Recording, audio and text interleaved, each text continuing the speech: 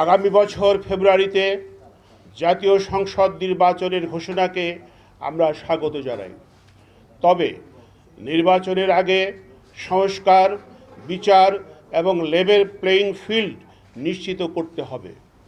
পাশাপাশি সম্প্রতি প্রকাশিত জুলাই ঘোষণাপত্রের কিছু সংশোধনী প্রয়োগ করতে হবে। ফ্যাসিবাদী আওয়ামী লীগ শাসনামলে 2009 সালের 25 ফেব্রুয়ারি দেশি বিদেশি ষড়যন্ত্রের পিলখানায় 57 জন সেনা কর্মকর্তাকে হত্যা করে বাংলাদেশ সেনাবাহিনীকে দুর্বল করার অপচেষ্টা চালানো হয়েছে। 2013 সালের 5 মে শাপলা চত্বরে অসংখ্য নিরীহ আলেম, ওলামা ও ছাত্র জনতাকে রাতের আঁধারে গুলি করে হত্যা করা হয়েছে। 2018 সালের কোটা বিরোধী ছাত্র আন্দোলনে ব্যাপক দমন নিপীড়ন চালানো হয়েছে। 2021 সালের মার্চ মাসে নরেন্দ্র মোদীর বাংলাদেশ সফর প্রাক্কালে সংঘটিত বিক্ষোভে ভারতীয় তাবেদার সরকার গুলি চালিয়ে 21 জন নিরীহ মানুষকে হত্যা ইত্যাদি জনগুরুত্বপূর্ণ বিষয় জুলাই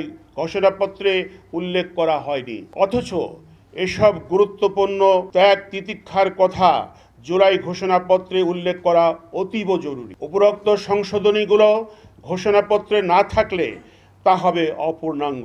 আমরা অবিলম্বে জুলাই ঘোষণাপত্রে সংশোধনের দাবি জানাই।